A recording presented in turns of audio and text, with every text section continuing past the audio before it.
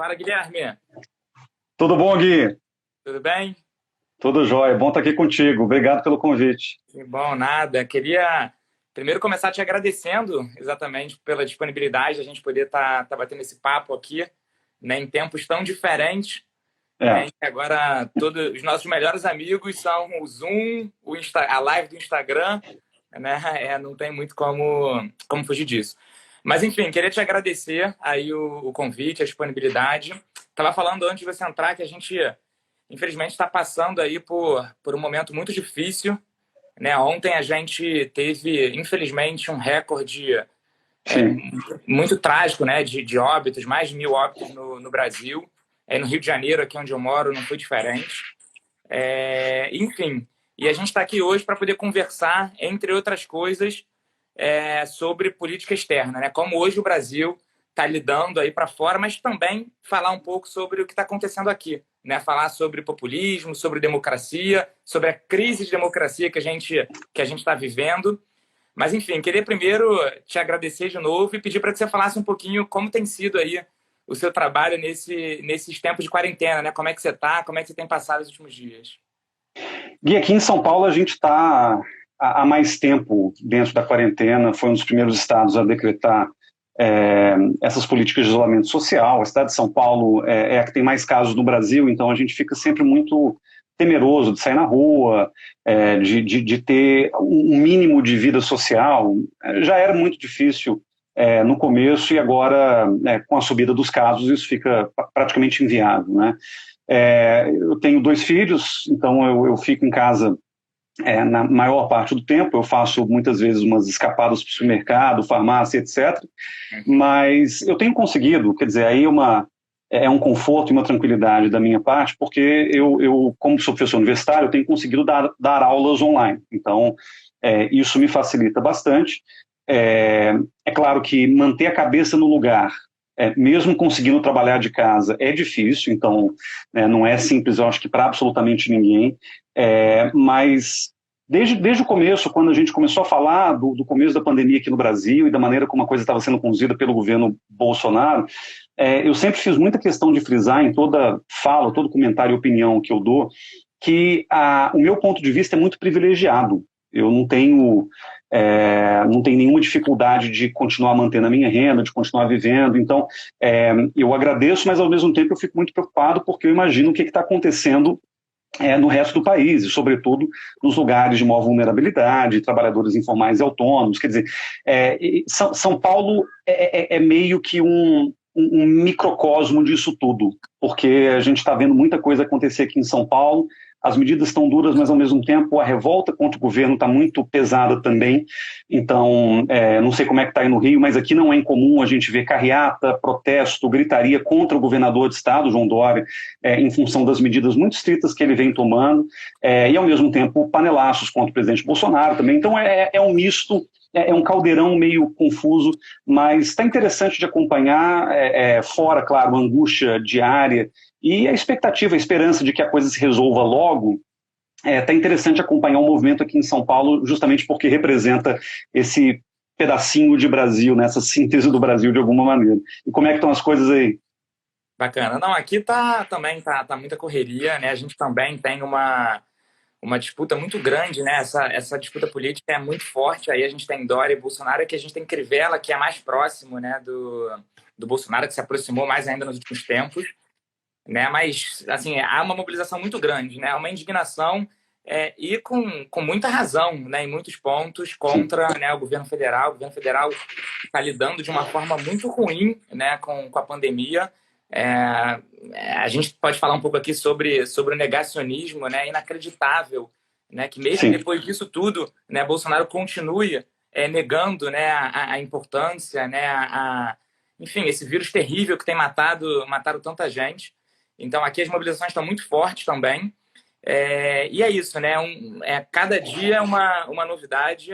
É inacreditável que a gente, no meio dessa pandemia, já tenha trocado duas vezes, né, de ministro da Saúde, e agora a gente esteja sem um ministro da Saúde. Bolsonaro acho que declarou ontem Sim. ou hoje que esse ministro vai continuar aí esse ministro interino vai continuar por um tempo. Enfim, é tanta insanidade. Ontem ele É. falou, eu vi que você retweetou lá, aquela fala, né, ele dizendo que quem é de direita vai tomar cloroquina, quem é de direita vai tomar tubaína. Enfim, são tantas barbaridades que é até difícil, né? Não cabe nos dedos de uma mão. Mas eu tô em casa também, enfim, trabalhando muito. E no meio disso tem algumas notícias boas também, né? Não sei se você acompanhou, você estava falando sobre como está sendo dar aula, né, aí à distância, e sobre as profundas desigualdades do nosso país. Eu acho que é sempre importante pontuar isso mesmo. Mas, enfim, uma notícia boa no meio desse caldeirão foi o adiamento do Enem. Não sei qual é a sua opinião sobre isso, mas ontem foi votado e hoje, graças a Deus, o ministro recuou, né, e definiu que vai adiar em 30 ou 60 dias. E foi uma decisão boa, pensando na educação e pensando, né, principalmente nos alunos mais vulneráveis. Mas, enfim, queria que você comentasse isso se você quiser e que você entrasse um pouco na questão internacional, né? Assim, esse é um vírus muito poderoso, né? E é um vírus global, né? Assim, ele atingiu quase todos os países do mundo. E a gente pôde acompanhar no início uma tentativa de responsabilização, né, de alguns países. E aí a gente vai entrar um pouco mais profundamente aí na atuação ou na falta de atuação do Ernesto. Mas queria que você falasse um pouco dessa pandemia a nível global e dessa responsabilização que um país ia jogando para outro no início da pandemia e que, por enquanto, continua, né? Tá, bom, primeiro a questão do Enem, Gui, eu acompanhei com atenção, não estou acompanhando a agenda da educação de maneira muito próxima, mas eu acompanhei com atenção essa votação ontem no Senado, e eu acho que ela teve uma importância muito grande, porque uma coisa que eu venho defendido, e eu sei que tem muita gente defendendo também na mesma linha, é a importância do Poder Legislativo nesse momento para conter certos excessos da agenda do Poder Executivo. É claro que a gente poderia até falar do contrário também. Às vezes, quando o Legislativo abusa, é bom que o Executivo também se posicione. Mas no caso, em particular, da condução da pandemia, de toda circunstância que se coloca, a manutenção de uma prova de alcance nacional e de relevância fundamental nessa passagem do médio para o universitário, uma manutenção diante das condições que a gente está vivendo no mínimo desumano, né? Eu vi o Abraham Weintraub comentar, não lembro exatamente a frase que ele disse, mas foi algo na seguinte linha: o MEC não está aqui para fazer justiça social, a gente quer escolher os melhores médicos, engenheiros, etc. Isso na minha opinião, profundamente cruel, porque a gente tem que pensar que a maioria das pessoas no Brasil vem enfrentando dificuldades reais para manter o seu ritmo, sua rotina de estudos, né? No caso do Enem, a gente está falando de terceiro ano, muitas vezes, a maioria das vezes, a gente está falando de gente que não tem acesso à internet sistemático, gente que tem dificuldade de manter a própria rotina, porque tem que trabalhar, tem que ajudar em casa, está vivendo sob uma angústia que é sem precedentes na história, talvez, do mundo nos últimos, 70 anos, pós-Segunda Guerra Mundial. Então tem muita coisa em jogo. Ao ver o ministro se posicionando dessa forma, ele coloca um discurso que é claramente elitista. É claro que ele, por um lado, está preocupado, o próprio Bolsonaro comentou isso hoje na porta do Alvorada, como ele faz geralmente, que se adia, a gente não sabe para quando vai, daqui a pouco vai ter que adiar de novo. Ele veio com uma resposta do ponto de vista prático que até faz sentido, né? Muito difícil você estabelecer uma alteração de todo o cronograma de examinações nacionais, né? Seja concurso público, seja Enem, etc. Só que, ao mesmo tempo, a gente tem que entender, eu acho que o Bolsonaro ainda não admitiu isso para o seu próprio eleitorado e, sobretudo, para a sua base apoiadora, que estamos vivendo em momentos excepcionais. Ele está querendo passar e transparecer uma normalidade, uma situação de tranquilidade, até para se opor à suposta histeria de governadores, a histeria da imprensa e etc., mas que não condiz com o que a gente está vivendo. Então, aquela coisa de todo mundo voltar ao comércio, esse papo de que o Brasil não pode parar, isso tem implicações profundas, né, sobre o próprio comportamento das pessoas. Isso pode, inclusive, aumentar a situação de angústia, de crise até emocional, que muita gente vem vivendo. Ontem, por exemplo, o ex-presidente Lula falou uma frase muito mal colocada, indefensável dentro do que ele disse, mas eu vi muita gente querendo comparar a fala do Lula com a fala do Bolsonaro, a piadinha da tubaína e da cloroquina.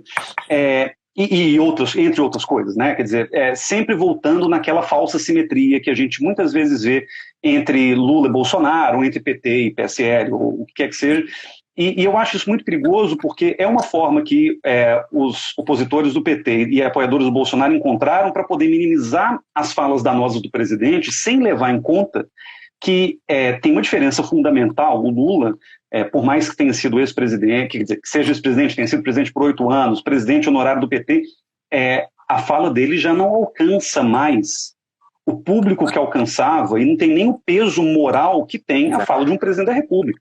Então você não pode comparar aquilo que um ministro de Estado, aquilo que um presidente da República diz e aquilo que dirigentes partidários, personalidades, por mais que tenham passado na política, né? Eu fico pensando se qualquer frase do Fernando Henrique ganhava essa dimensão quando ele era a oposição ao governo Lula. Eu acho que não. Então, muita gente tem tentado minimizar a postura do governo federal, mas é uma postura que, de maneira geral, na minha forma de ver, muito cruel, é muito incorreta, porque ela transparece essa normalidade que simplesmente não se coloca nesse momento, e eu acho que nem se pode colocar. Quer dizer, se a gente trabalha com o cenário de uma normalidade, o futuro próximo vai ser ainda pior. Ou seja, a gente não pode fingir que está tudo bem agora para colher daqui a 2 meses um cenário ainda mais catastrófico que esse das 18 mil e alguma coisa mortos que a gente teve nesse acumulado de ontem para hoje. Então, acho que isso tudo é muito, muito preocupante. Agora, com relação à política externa, Gui, eu vou falar algumas coisas aqui, depois a gente vai puxando outros assuntos, mas eu quero tentar organizar essa reflexão, pensando primeiro no tipo de efeitos que a pandemia causa sobre o mundo e pensando em como é que a reação do Brasil se coloca dentro disso. Estou vendo muita gente chegando aqui, gente bacana, ex-alunos, amigos meus e tal, estou muito feliz em poder dialogar também com o pessoal que tá participando.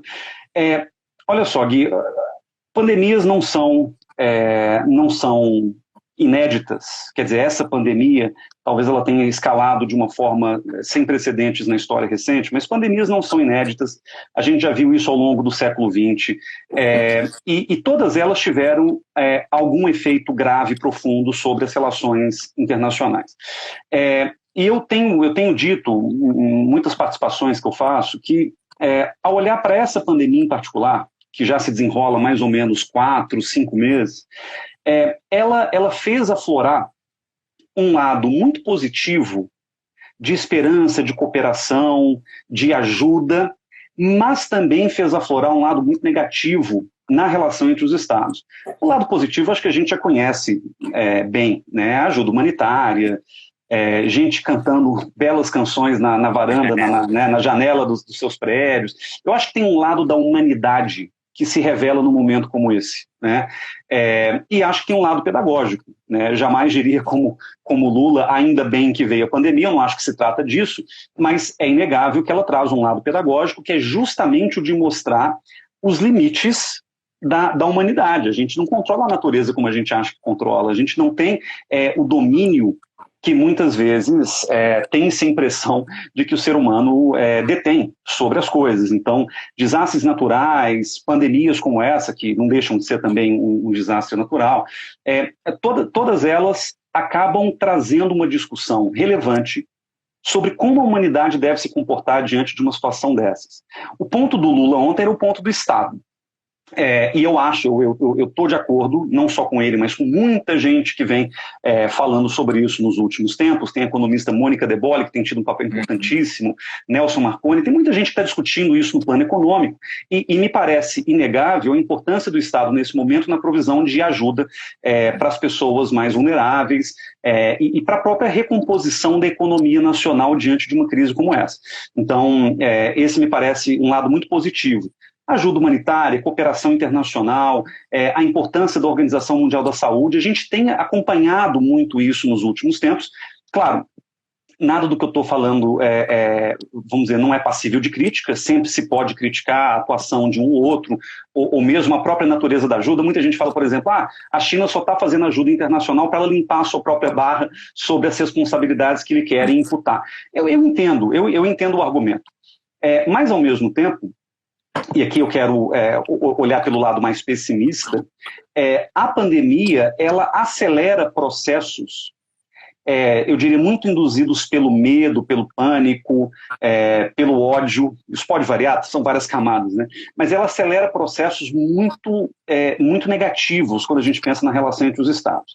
Então, aqui eu dou alguns exemplos, né? Primeiro exemplo, os Estados Unidos, que foram acusados em alguns momentos, acho que 1 mês e meio atrás, mais ou menos, de pirataria por causa de confiscos de equipamentos de proteção individual e respiradores por parte do governo americano. Equipamentos que iriam, por exemplo, da China para a França, pararam nos Estados Unidos e ali foram confiscados. Equipamentos que viriam da China para o Brasil, pararam no aeroporto, sei lá, de Miami para fazer o desembaraço alfandegário, foram confiscados. Então, esse tipo de coisa é absolutamente mesquinho, né, do ponto de vista internacional. E, claro, eu entendo a postura de qualquer governante que queira colocar o interesse da sua nação em primeiro lugar. Né, é o Make America Great Again do Trump. Só que, ao mesmo tempo, né, num momento como esse, a cooperação ela deveria falar muito mais alto do que esse tipo de atitude, né? Quer dizer, em vez de confiscar respirador, por que a gente não ajuda a produzir respiradores fazendo processo de reconversão industrial, por exemplo? Ou em vez de confiscar equipamento de proteção individual, por que a gente não faz, por exemplo, uma doação humanitária de equipamentos como esse para países africanos ou para países latino-americanos que estão precisando? Então, eu acho que tem aí um cálculo que não se manifesta só na relação entre os estados, mas se manifesta, sobretudo, na relação do governante que toma essas decisões com o seu próprio público. É o famoso jogar para a plateia. Então, na hora em que há um confisco por parte do governo Trump, ele vai dizer, eu estou priorizando o americano. A entrelinha da mensagem é, votem em mim em novembro. Né? Na hora em que o Bolsonaro, então, se coloca de alguma forma, inclusive internacionalmente, ele está também dando um recado para dentro. Isso acontece em vários países, né, de maneiras muito variadas. Um outro exemplo que eu acho interessante desse lado perverso da relação entre os estados tem a ver justamente com o autoritarismo, né, um tema que a gente pode voltar nele, mas é curioso porque eu li muitas análises no começo da pandemia de analistas muito otimistas dizendo o seguinte: para lidar com uma crise dessa dimensão, dessa magnitude, não é possível manter o populismo, né? Não é possível manter essa postura de jogar para a plateia, de apelar para soluções simples, aquela coisa que a gente viu no Brasil, nos Estados Unidos, em vários outros países do mundo.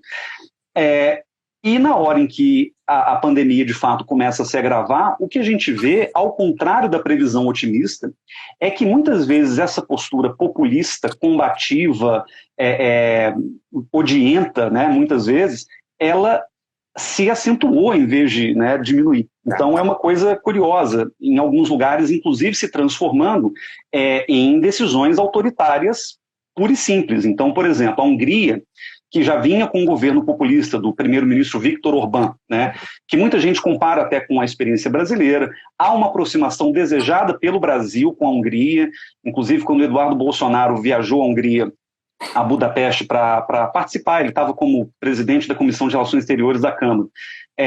No discurso que ele faz, ele diz o seguinte: o Brasil tem muito que aprender com a Hungria, principalmente no combate ao politicamente correto. Assim ele colocou. Aí quando você vê o que a Hungria faz, o governo húngaro perseguiu o jornalista, fechou o jornal, controla a imprensa, fechou a universidade.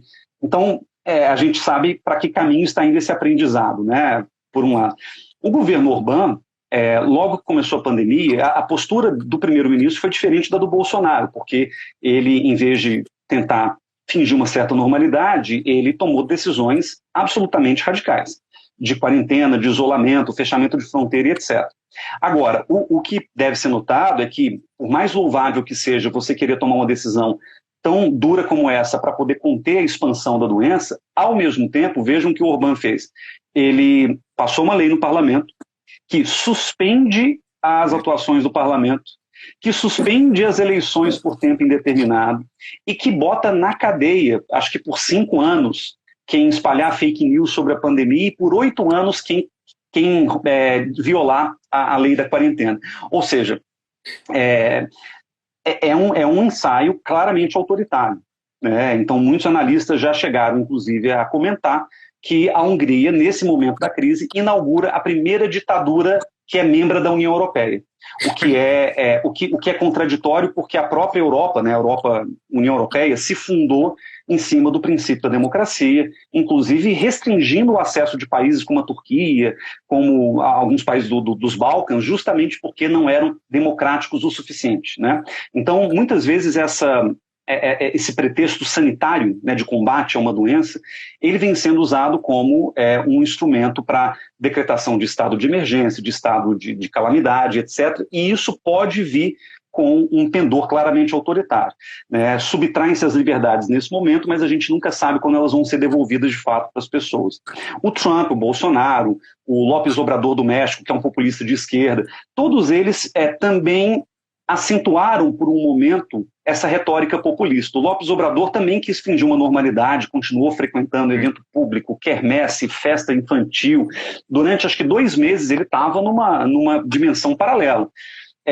O Trump também, né, no começo começou a negar, até que veio a tal da hidroxicloroquina. Ele tentou usar a cloroquina como forma de neutralizar a política dos governadores, etc. Tudo é um jogo eleitoral muito imediato, porque as eleições são agora em novembro. O caso do Bolsonaro me surpreendeu muito, porque o Bolsonaro já vinha numa queda de popularidade desde o final do ano passado. Claro, por mais que a gente se oponha ao governo de várias maneiras, eu acho que sempre tem aquela pequena esperança no fundinho dos nossos corações de que em algum momento o Bolsonaro vai ser enquadrado por ele mesmo, quer dizer, enquadrado no sentido, não, agora a gente vai fazer a coisa certa.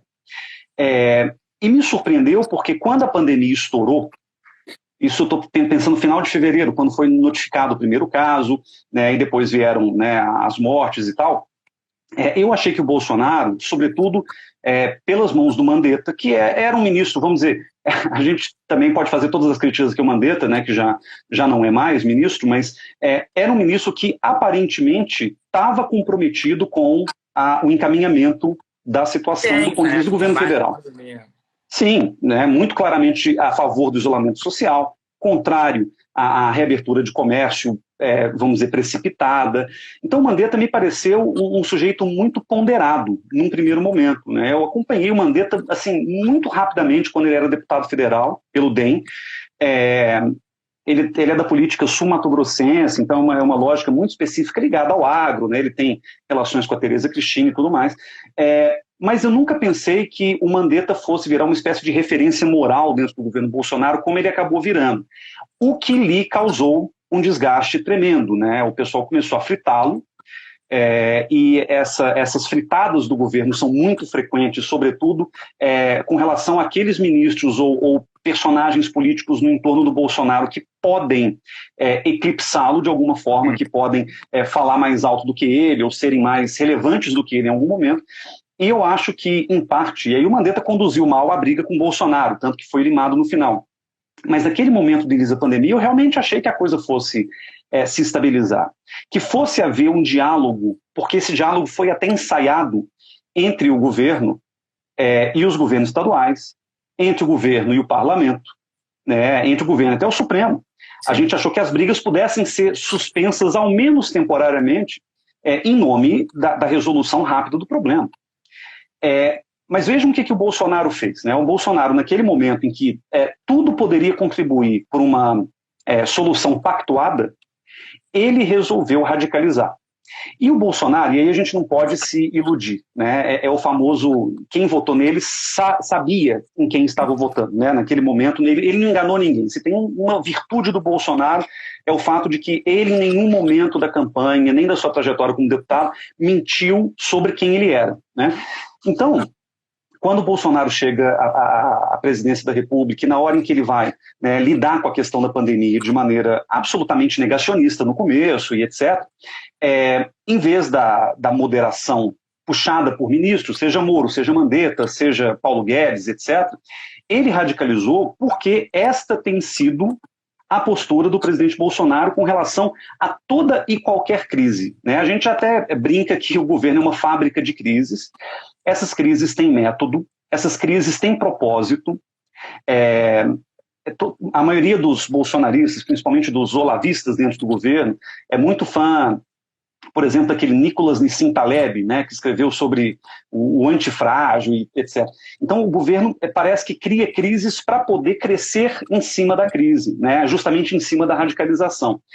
E, nesse momento, né, a gente começou a ver uma divisão muito profunda da política brasileira, da sociedade brasileira, né, que até fizeram piadinhos, os cloroquiners de um lado e os quarenteners do outro, mas eu acho que é muito maior do que isso, né? A divisão é entre um grupo que apoia muito vocalmente o Bolsonaro, e aqui a gente não pode confundir número com volume, né? O número de pessoas que apoiam o Bolsonaro está diminuindo, isso as pesquisas de opinião vêm indicando. O tom dessas pessoas tem aumentado justamente para passar aquela impressão de que são muitos, né? Até o ângulo das fotos lá na frente do Palácio da Alvorada, do Palácio do Planalto, na verdade, são estratégicos. Mas o fato é que o Bolsonaro radicalizou e, ao fazê-lo, ele vai, ao mesmo tempo, se aproximar da sua base mais radical, só que ele vai, pouco a pouco, se distanciando de um grupo moderado de direita, lavajatista, talvez, ou liberal, que viu, né, nesse desdobramento da demissão do Moro e etc., um risco muito grande à própria sobrevivência do governo, né?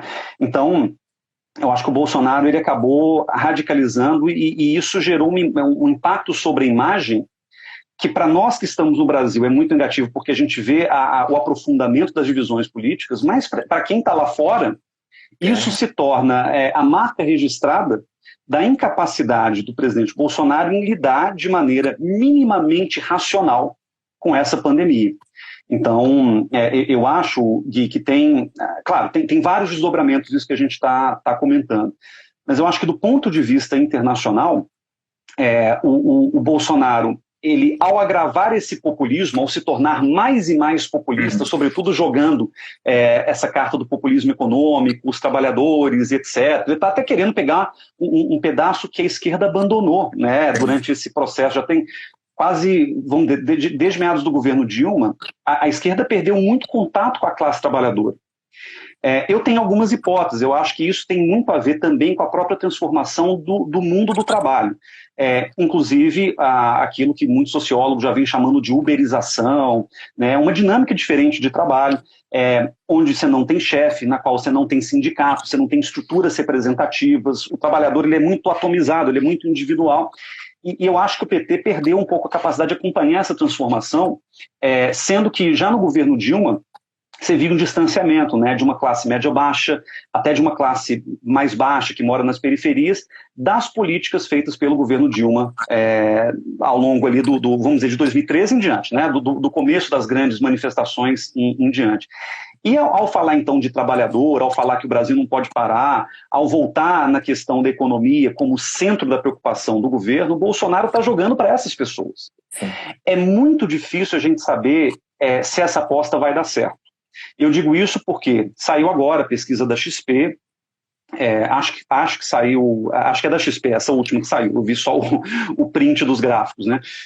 Mostrando que quase 60% dos brasileiros rejeitam a maneira como o Bolsonaro vem conduzindo a crise, e o apoio dele caiu para algo em torno de 25%, né? O que é um recorde histórico de baixa popularidade do presidente Bolsonaro. Ele estava gravitando ali nos 28, 29, 30, né, nos últimos meses. Então, é muito difícil, Gui, a gente saber se nos próximos meses essa postura do Bolsonaro pró-economia, pró-trabalhador, corona voucher e por aí vai, né? Eles, aliás, já viraram os pais da renda básica, quando, na verdade, foi a oposição que propôs e eles queriam jogar contra. Mas, de todo modo, a gente não sabe se isso vai dar uma sobrevida à popularidade do Bolsonaro. Pode ser que dê. Mas, ao que tudo indica, quer dizer... Oi? Não, acho que vai depender muito também da quantidade de mortes, né? Assim, infelizmente, exatamente, hoje a política dele vai ser mais bem sucedida, né? Entre muitas aspas, ou não, dependendo da quantidade de mortes. Exatamente. É uma tristeza. O Casarão, está chegando aqui uma porção de perguntas que eu acho bacana da gente comentar. Manda. Tem muita gente legal aqui acompanhando, né? A Isa, que foi sua aluna, o Léo Lupe, o Leno. Assim, algumas perguntas estão surgindo. Aqui a Ruth Urber. Enfim, algumas perguntas que eu separei aqui. O Davi perguntou, você acha que a atuação do Brasil no controle da pandemia pode gerar uma crise diplomática no Brasil? E aí é uma pergunta que vem muito no sentido do que o Léo Lupe, grande Léo Lupe, comentou aqui em cima. Professor Casarões, acredita que o Brasil esteja se tornando um pária internacional? Queria que você comentasse isso e também comentasse um pouco, a gente falou muito sobre a atuação do Bolsonaro, né, do governo Bolsonaro, queria que você falasse um pouco sobre também a atuação do Ernesto, né, como que ele está lidando com essa questão, e também comentasse algo que eu vi que você falou em uma das lives que você fez, enfim, dessas reuniões virtuais, da preocupação com o aumento, né, do nacionalismo exacerbado, principalmente nessa linha do populismo, né, do autoritarismo e também da xenofobia.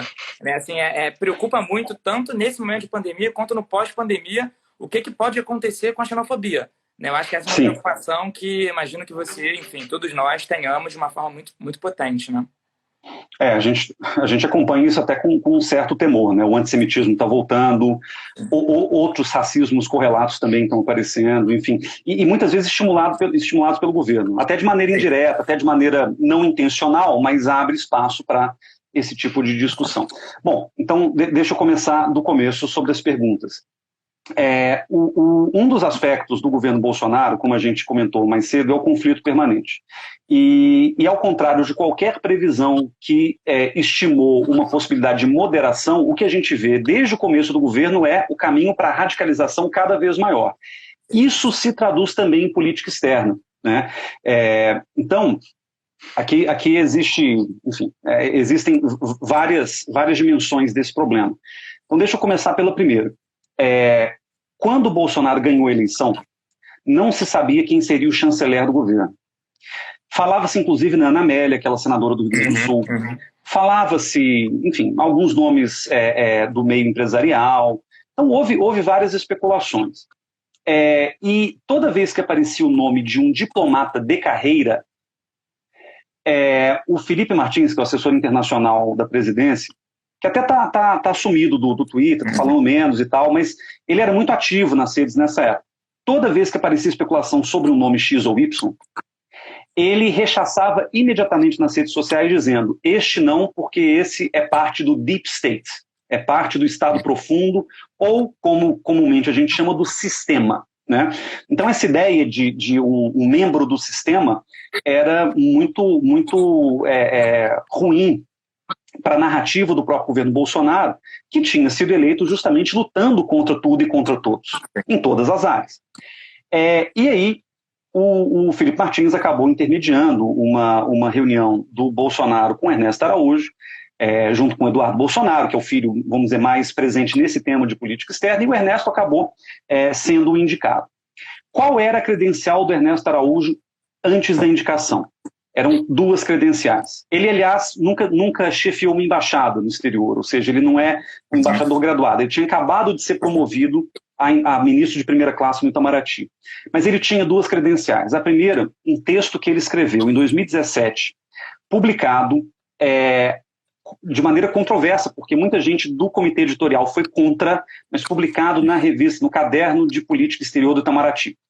Um texto chamado Trump e o Ocidente, que basicamente diz o seguinte, quer dizer, é um texto de 30 páginas, mas a essência do texto é a seguinte, o Ocidente está sob ataque, quem ataca o Ocidente são as forças do globalismo e do islamismo, o globalismo é a globalização pilotada pelo marxismo cultural, basicamente George Soros e outros metacapitalistas, tipo Bill Gates, financiando pautas gaysistas, abortistas, ambientalistas, justamente para poder destruir a essência espiritual das sociedades. Deus, família e nação. Esse é o argumento. Aí diz o Ernesto Araújo nesse texto, 2017, que o Trump ele era a única pessoa que conseguiria lutar contra as 2 ameaças ao Ocidente, o globalismo, ao se colocar de maneira nacionalista, e o islamismo ao combater o terrorismo islâmico, enfim. E esse texto foi publicado de novo a contragosto, com muita polêmica, porque é um texto panfletário. É bem escrito, mas é um texto panfletário que mistura uma dimensão transcendental, o Trump como enviado de Cristo, com um argumento absolutamente xenofóbico, complicado, enfim. Ele diz a certa altura que a União Europeia não tem... a Europa perdeu o seu espírito, a União Europeia é uma construção oca, sem essência, sem alma. Ou seja, é um papo muito New Age, vamos dizer assim. Mas é um New Age olavista. Então, aquele texto foi a primeira entrada. Esse texto circulou na campanha do Bolsonaro, esse texto foi divulgado, e gostaram do argumento. Eu não sei o que levou o Ernesto a pensar nesse texto lá em 2016 para 2017. Talvez ele estivesse vislumbrando a possibilidade de uma candidatura ultraconservadora na qual ele iria se colar, vamos dizer. E aí, faltando algumas poucas semanas para a eleição, o Ernesto abre um blog pessoal chamado Metapolítica 17. E o termo metapolítica significa... É uma nomenclatura da extrema-direita americana e francesa. A metapolítica é a ideia de que, antes da extrema-direita jogar o jogo político, ela tem que fazer uma transformação cultural na sociedade. Nenhum jogo político eleitoral serve se você não tiver feito uma reeducação cultural anterior. Então, antes da política, vem a metapolítica. E a gente sabe que isso se traduz, quer dizer, na linguagem da extrema-direita, isso se traduz na guerra cultural, a ideia de guerra cultural. E por isso eles falam tanto de marxismo cultural, porque, segundo grande parte desse grupo, eles acreditam que há um conjunto de ideias de esquerda, progressistas, enfim, antinacionalistas, que circulam por aí, antifamília, antideus, e que o primeiro propósito dessa guerra cultural é resgatar esse espírito de Deus, família e nação. Né?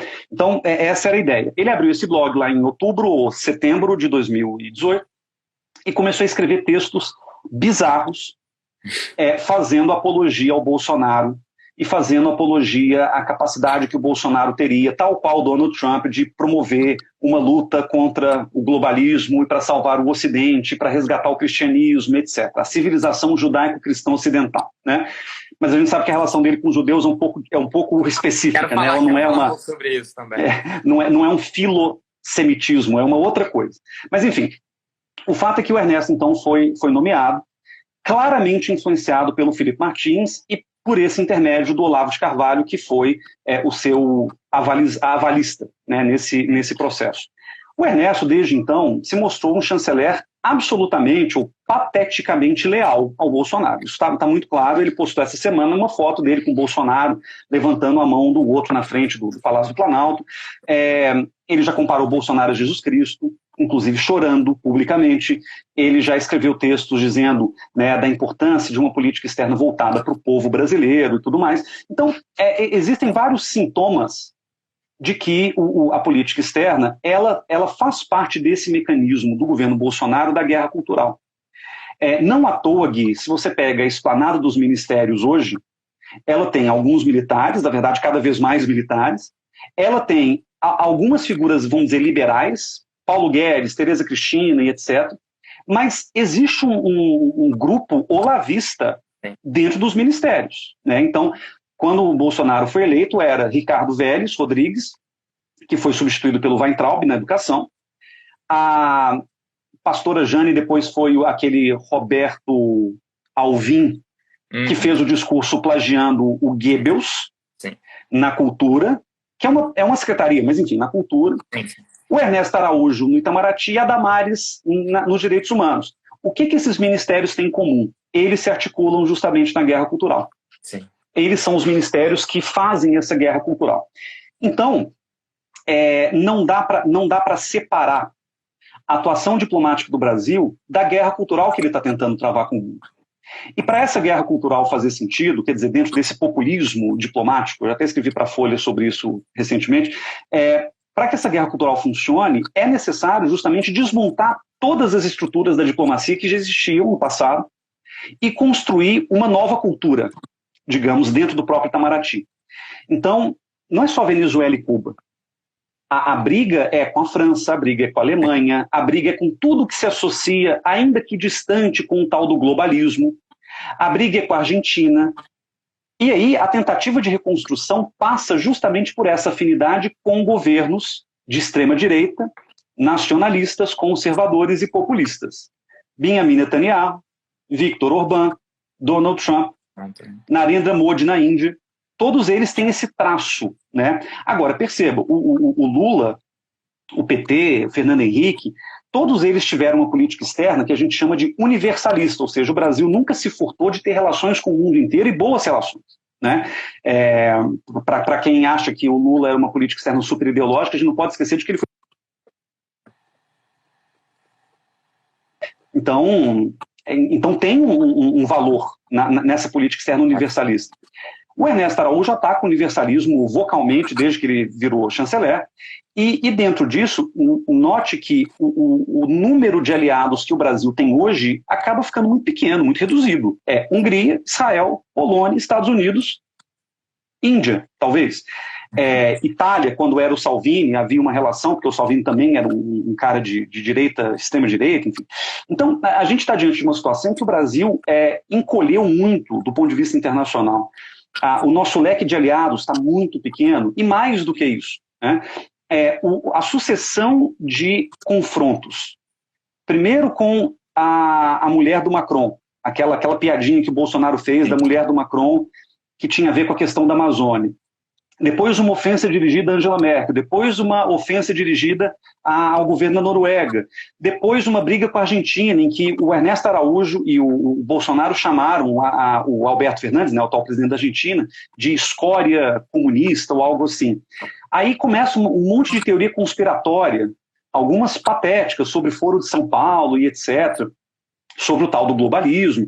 Então, eu acho que esse método confrontacionista traduzido para a política externa, acabou gerando um isolamento internacional sem precedentes na nossa história. Eu estudei, Gui, a política externa do Sarney. E o Sarney, saudades, né? Qualquer coisa agora dá saudade. Mas o Sarney, no final do governo, o pessoal até discutia, ele teve um mandato longo, de 5 anos, constituinte no meio e tal.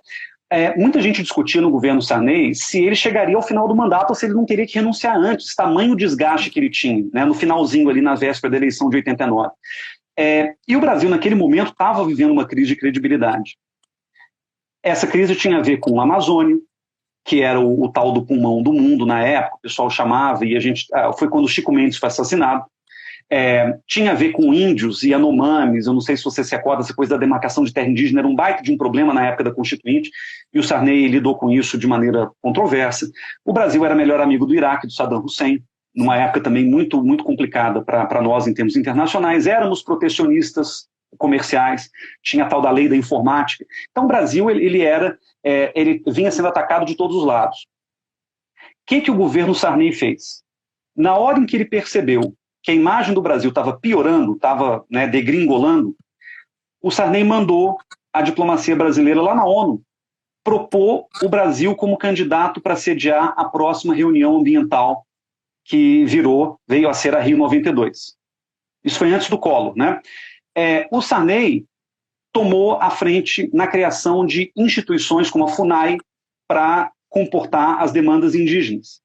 O Brasil começou a assinar os tratados de direitos humanos internacionais. O Brasil vai se distanciando aos poucos do Iraque, da Líbia, de países que eram considerados pária. Ou seja, no momento em que a sua credibilidade está em baixa, por razões produzidas por você mesmo, né, da imagem internacional, o melhor que você pode fazer é justamente trabalhar para poder recuperar essa imagem. Foi o que o Sarney fez. E, claro, o Collor concluiu, ainda que com também polêmicas no meio do caminho. O que o governo Bolsonaro está fazendo é insistir nos erros de maneira absolutamente confrontacionista. E, de novo, esta é a natureza do governo Bolsonaro, né? E isso vem levando o Brasil a uma situação que eu acho que é inédita, de um isolamento internacional e de uma crítica internacional que chegou virtualmente a todos os pontos do espectro político. O que eu quero dizer? Se você pega hoje a grande imprensa internacional, você tem The Economist, que é um periódico conservador, conservador assim, ele é liberal conservador. Financial Times, mesma coisa. New York Times, que é mais progressista, mas ainda assim, da perspectiva americana. Mesmo Wall Street Journal, super conservador. Todos eles têm críticas. Talvez o Wall Street Journal um pouco menos, mas todos eles colocaram críticas duras ao governo Bolsonaro. Le Monde na França, Der Spiegel na Alemanha, Deutsche Welle, é praticamente unanimidade nos meios de imprensa. Claro que isso não reflete a opinião pública internacional, até porque isso não existe, mas quando a gente olha o termômetro da imprensa internacional, por mais que gente do governo Bolsonaro comece a gritar que é a imprensa globalista, financiada pelo George Soros, né, e tal, eu acho que isso traduz uma realidade que é incontornável, que é a percepção inequívoca de que estamos diante de um governo que não tem capacidade de lidar com as questões mais fundamentais. E vejam, aqui eu não estou... Fala, Gui. Não, eu queria que você comentasse, a gente tem, infelizmente, no Instagram, cai quando tem 1 hora de conversa, então daqui a uns 15 minutos a gente vai fechar. Eu queria que você comentasse sobre 2 assuntos. Lembrando que eu vou colocar, até, enfim, fazendo aqui a propaganda, quando terminar essa conversa, provavelmente amanhã, eu vou colocar essa conversa lá no YouTube, no canal do Cohen, que eu criei para colocar as lives, então depois quem quiser está lá. Mas queria que você comentasse duas coisas. Eu queria que você fechasse, na verdade, falando um pouco sobre perspectivas de futuro, né? O que você acha que vai acontecer? Né? Enfim, hoje a gente tem, como você falou, um isolamento, né, externo dos mais profundos. Né? O que você acha que vai acontecer? Qual você acha que vão ser os próximos passos? E queria que você comentasse um pouco também, enfim, de uma polêmica muito forte que bateu nos últimos dias, né? A nova moda do Bolsonaro frequentar os atos antidemocráticos que vem acontecendo, né, aos domingos. E nesses atos, infelizmente, aí eu falo como membro da comunidade judaica, a gente tem lá a bandeira dos Estados Unidos, mas a bandeira de Israel também. Né? E muita gente acaba ligando isso à comunidade judaica. E, enfim, nós do Coletivo Judeus pela Democracia, somos dos coordenadores do Coletivo Judeus pela Democracia, a gente fez um webinar recentemente, está lá na página do Facebook Judeus pela Democracia, para quem quiser acessar também. A gente chamou de Governo Bolsonaro e o Judeu Imaginário. Né? E foi um debate muito profundo, inclusive com a presença do professor Michel German, da Kátia Lerner, em que a gente falou exatamente sobre isso, né? Sobre o porquê a presença da bandeira de Israel e dos Estados Unidos nesse ato e o que significa. E o Casarões caiu. Vamos ver se ele volta aqui. Mas, enfim, enquanto o Casarões, quando entrar aqui, pede autorização que eu coloco para dentro de novo. Aqui, visualizar, Casarões, adicionar. Não sei se ele está me escutando, vou esperar ele entrar, então, para continuar a pergunta. Está conectando. Oi, Gui, voltei. Voltou. Então, estava comentando exatamente sobre isso, né? O webinar que a gente fez. Você está ouvindo ou não? Porque está rodando aqui para mim. Tô ouvindo, peraí. Não, eu tô ouvindo, só que minha imagem está congelada para mim mesmo. Mas tudo bem, a gente está fechando. O mais importante é te escutar agora. Queria que você comentasse um pouco sobre isso, assim, sobre o que representa, né, a bandeira de Israel e dos Estados Unidos nesses atos antidemocráticos, o porquê, né, o Bolsonaro faz questão de aparecer o tempo inteiro do lado dessas 2 bandeiras, enfim, e quais são as consequências disso, né, para o Brasil, para Israel, para os Estados Unidos e para a comunidade judaica também. Queria que você fechasse comentando isso e perspectivas para o futuro. Tá, deixa eu só voltar aqui para poder aparecer. Para poder rodar, Vamos ver se quando ele entrar agora aparece de novo a imagem rodando. Enquanto ele está entrando, lembrando, canal do Cohen no YouTube. Se inscrevam lá, que eu vou colocar esse e outros vídeos também. Casarões pediu aqui. Adicionar, vamos ver se agora a imagem volta normal. A gente estava escutando ele, mas não estava conseguindo ver, estava congelado. Pronto, agora vai. Pronto, ótimo. Agora vai. Então, Gui, deixa eu começar pela questão da bandeira de Israel, depois eu passo para o futuro. Não é novidade a adesão de uma parcela importante das lideranças evangélicas a um certo filosemitismo, né? A gente vem vendo isso, enfim, desde pelo menos 2013, 2014, quando bandeiras de Israel começam a aparecer nas manifestações, aquelas de verde e amarelo da Paulista, aqui em São Paulo e tal. Mas isso, claro, muita gente confunde e muita gente intencionalmente associa a comunidade judaica querendo fazer aquela responsabilização também. Da mesma forma como tem vírus chinês, você tem o candidato dos judeus, né? O Bolsonaro virou isso para muita gente. Ciro Gomes, aliás, de quem, aliás, eu gosto, mas ele vem fazendo comentários. Eu entendo o que ele está dizendo, mas, de novo, ele diz da pior maneira possível porque ele tenta associar o Bolsonaro à comunidade judaica como se, na verdade, a comunidade judaica fosse um monolito, e o pior, como se houvesse uma direção vamos dizer, das lideranças comunitárias em torno do governo Bolsonaro, que não é verdade. Haja vista, aliás, as posições que a Conib vinha adotando contra manifestações, vamos dizer, proto-nazistas de alguns membros do governo, etc. Bom, o que acontece? A bandeira de Israel é uma bandeira da comunidade evangélica. Ela foi apropriada pela comunidade evangélica. Isso tem a ver com uma teologia específica, que é do dispensacionalismo, que é a ideia de que Jesus vai voltar na hora em que os judeus da Terra Santa forem convertidos na palavra dele. Então existe um componente missionário, um componente teológico muito profundo, e que nada tem a ver com a comunidade judaica. O problema, e aí no Rio você viveu isso mais de perto, é que desde aquela palestra na Hebraica do Rio... A gente estava lá de fora. Eu sei, eu lembro. Mas desde aquele momento começou uma narrativa de associação do Bolsonaro com a comunidade. Aí tem grandes empresários que também patrocinaram, financiaram a campanha de alguma forma, apoiaram vocalmente o presidente, saiu até na Piauí uma matéria sobre isso. Então, isso virou uma espécie de estigma comunitário nesse momento, que, claro, é péssimo, porque aí todo mundo que se opõe fica também estigmatizado, né? Agora, o que me surpreende é essa contradição em termos de você ter um governo que é ultranacionalista, Brasil acima de tudo, Deus acima de todos. Quer dizer, aí tem até uma questão que eu estou estudando, não dá para explorar aqui agora, Gui, mas depois eu posso até fazer uma live inteira para falar sobre isso, que é o nacionalismo religioso, né? Essa ideia de que no Brasil hoje, e aí a gente tem que lembrar o Bolsonaro em cima de um carro de som lá em João Pessoa, acho que em 2017, quando ele grita: o Brasil é um país cristão, porra, e as minorias têm que se curvar perante as maiorias e tal. Essa ideia de que você só é cidadão brasileiro se você for cristão, como se uma coisa tivesse vinculada à outra, isso vem ganhando força no mundo inteiro. Isso está na Europa, isso está nos Estados Unidos, né? O nacionalismo cristão americano é muito poderoso, até como grupo organizado.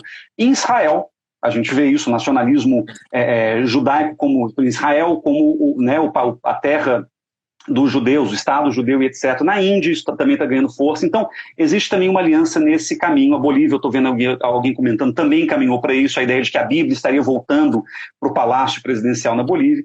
Então, eu acho que o Bolsonaro, ele construiu uma narrativa em que ele apela muito para essa dimensão religiosa, e isso o aproximou da comunidade evangélica, das lideranças evangélicas, que aliás estão muito presentes no governo, e isso o aproximou também de um catolicismo radical, que eu diria, ele não se representa nos padres católicos, na igreja católica mais, vamos dizer, mais difusa no Brasil, até porque ela é muito grande, mas existem lideranças católicas radicais. Lembra da TFP, Tradição, Família e Propriedade, grupos fundamentalistas católicos que também, via Olavo de Carvalho, ganharam muita força nesse governo. Então Israel virou uma espécie de símbolo desse cristianismo bolsonarista, o que é, de novo, muito complicado, porque traz a contradição de um nacionalismo, né, de um lado muito forte, e ao mesmo tempo de um amor inexplicável por Estados Unidos e por Israel, que na minha interpretação é melhor explicado por um amor a Trump e a Netanyahu. E aí vem um risco, que é o seguinte, Gui: se essas figuras saem do governo, a gente não sabe para onde vai o Brasil. O Brasil já reduziu seu leque de alianças para 5 ou 6 países. Imagina se o Trump perde a eleição e se o Bibi... Aliás, o Bibi vai sair, né? Mas imagina se o Bibi antecipa a sua saída e vem o Benny Gantz, que já está por aqui com o Bolsonaro. Ou quem quer que seja. Então, eu acho que isso pode colocar o Brasil numa situação ainda mais delicada do ponto de vista internacional. Agora, sobre o futuro, eu acho que a gente tem que levar algumas questões em conta. Primeiro, vai piorar muito antes de melhorar. Eu não sei se tem muita saída para isso. O Brasil está no epicentro do problema agora, mas eu acho que a gente ainda tem alguns meses ou até vários meses de sofrimento, não só com as mortes causadas pela Covid-19, mas também pela bagunça institucional e econômica que isso vai trazer. Eu temo que ao redor do mundo, e principalmente no mundo em desenvolvimento, mais desigual, portanto, a gente comece a ter grandes sublevações sociais. caos social, né? Porque a gente está falando muito de Itália, Estados Unidos, etc., onde sei lá, por mil razões até, por serem sociedades de renda média bastante alta, você não tem um impacto econômico que a gente vai começar a sentir. O Brasil, aliás, é privilegiado, mas eu estou pensando no Equador, eu estou pensando na Nigéria, eu estou pensando, sei lá, na Namíbia, países que, quando a crise chegar de maneira mais profunda, vão passar por dificuldades muito grandes, e aí que está, essa é a porta para o caos social. As pessoas não tendo comida, na Índia a gente já está começando a ver um pouco disso, a desigualdade se aprofundando, isso vai gerar, eu diria, né, um período bastante longo de tensões sociais que podem se traduzir em grandes manifestações, em conflitos civis, né, a gente não sabe para onde isso vai nos levar.